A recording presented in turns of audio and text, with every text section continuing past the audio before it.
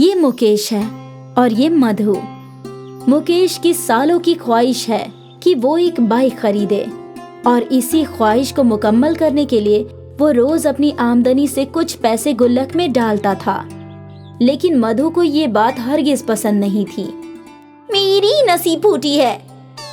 दूसरों के शौहर अपनी बीवियों के लिए जेवरात बनवाने के लिए पैसे जमा करते हैं और एक मेरा शौहर है जो अपनी फटफटी खरीदने के लिए पैसे जमा कर रहा है। दूसरों की बीवियां जहेज में फटफटी लेकर जो आती हैं, तो उनके शौहर को पैसे जमा करने की जरूरत नहीं पड़ती। मेरी फटफटी के मुतालिक कुछ भी कहना मत। मधु कुछ भी कहे, लेकिन मुकेश को किसी भी हाल में बाइक खरीदनी ही थी। वो हर मर्तबा मधु को खामोश कर देता था। मुकेश हर रोज पैसे बचाता था और एक रोज उसका गुल्लक भर गया। अब काफी पैसे जमा हो चुके होंगे। मुकेश ने गुल्लक तोड़ा और पैसे गिनने बैठ गया। मधु इतने सारे पैसे देखकर हैरान थी। कुल मिलाकर 12,130 रुपये हैं। अरे बाप रे, इतने सारे पैसे! ये भी कम है। इतने में तो मैं कोई इस्तेमाल की हुई बाइक ही खरीद सकता हूँ। कोई बात नहीं, मुझे तो बाइक लेनी ही है। और मुकेश सारे पैसे लेकर चला गया। भाई, मुझे कोई अच्छी सी बाइक दिखाओ ना। ये देखिए, बस 1 साल पुरानी है। क्या कीमत है इसकी? 40,000।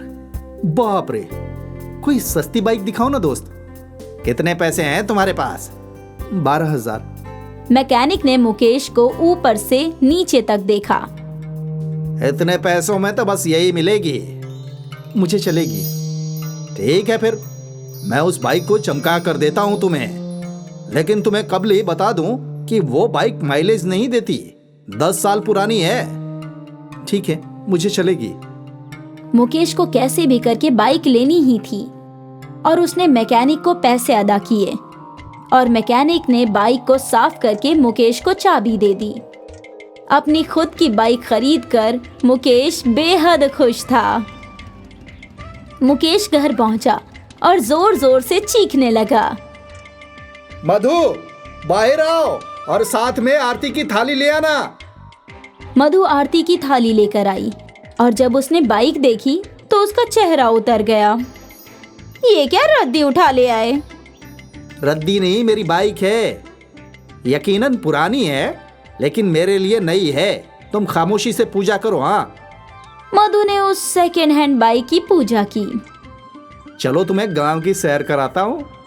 मधु बाइक के पीछे बैठ गई और मुकेश बाइक चलाने लगा। मुकेश बेहद खुश था। जिंदगी में पहली मर्तबा वो खुद की बाइक चला रहा था। अब बोलो, कैसी है? अच्छी है, और क्या। मधु को ये पुरानी बाइक हरगिज पसंद नहीं आई थी। खैर, वो दोनों बाइक पर घूमते रहे और एकाएक बाइक बंद हो गई। क्या हुआ? मुकेश ने टैंक का ढक्कन खोल के देखा तो पेट्रोल खत्म हो चुका था। उफ, पेट्रोल खत्म हो गया। हे ऊपर वाले! अपनी खुशी में मैं भूल ही गया कि बाइक में मुझे पेट्रोल भी डलवाना था। एक काम करो, तुम घर जाओ, मैं पेट्रोल भरवा कर आता हूँ। ठीक है। मधु घर की जानिब चल पड़ी और मुकेश बाइक को धक्का मारकर पेट्रोल पंप ले जाने लगा। वो पेट्रोल पंप पहुंचा। 500 रुपए का पेट्रोल दे दो भाई। जी ठीक है। उस आदमी ने गाड़ी में पेट्रोल भरा। मुकेश ने देखा कि 500 में तो आधी टंकी भी नहीं भरी। अरे भाईजान, ये क्या इतना कम?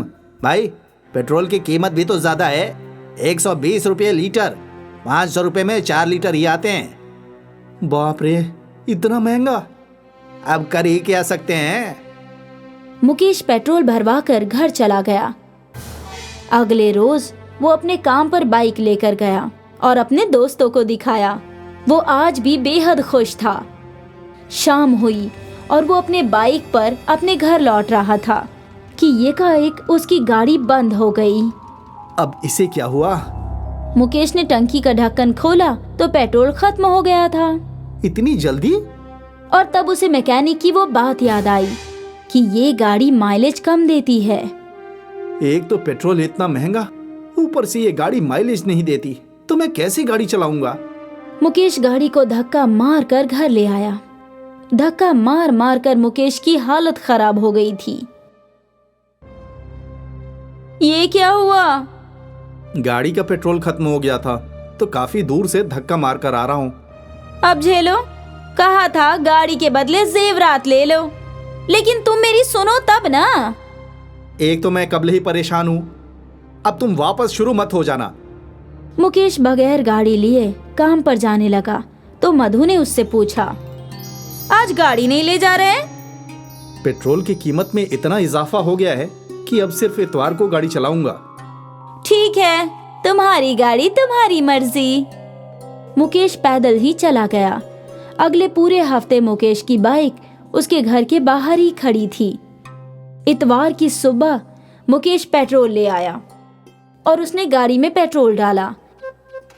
शाम को अपनी बीवी को सैर कराने ले गया और फिर से उसके गाड़ी का पेट्रोल खत्म हो गया।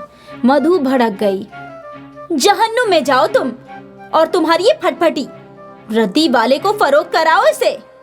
मधु गुस्से में बड़बड़ाते हुए घर की जानिब जाने लगी और मुकेश ने अपना सिर पकड़ लिया। सोचा था अपनी बाइक लेकर अपनी बीवी को सैर कराऊंगा, लेकिन मुझे क्या इल्म था कि मेरे साथ ऐसा होगा। हे भगवान, अब आप ही मेरी मदद कीजिए।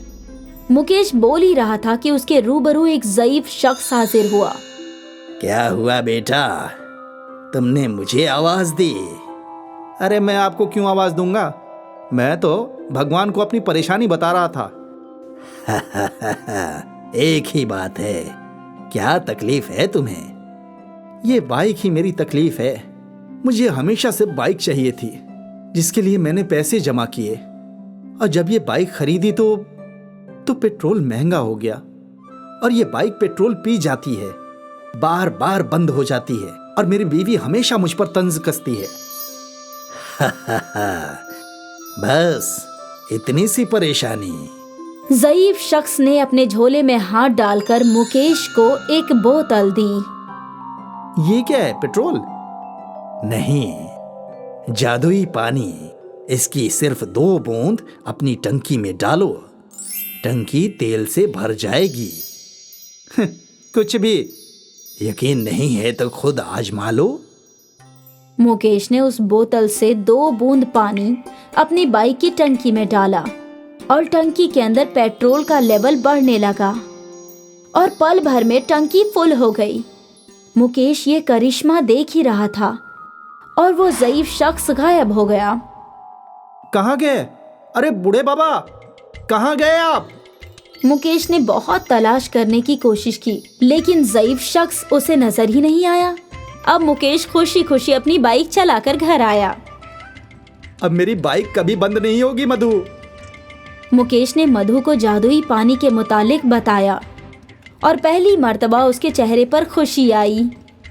मुकेश रोज 2 बूंद जादुई पानी अपनी टंकी में डालता और टंकी पेट्रोल से भर जाती और जादुई पानी की बोतल भी कभी खाली नहीं होती थी।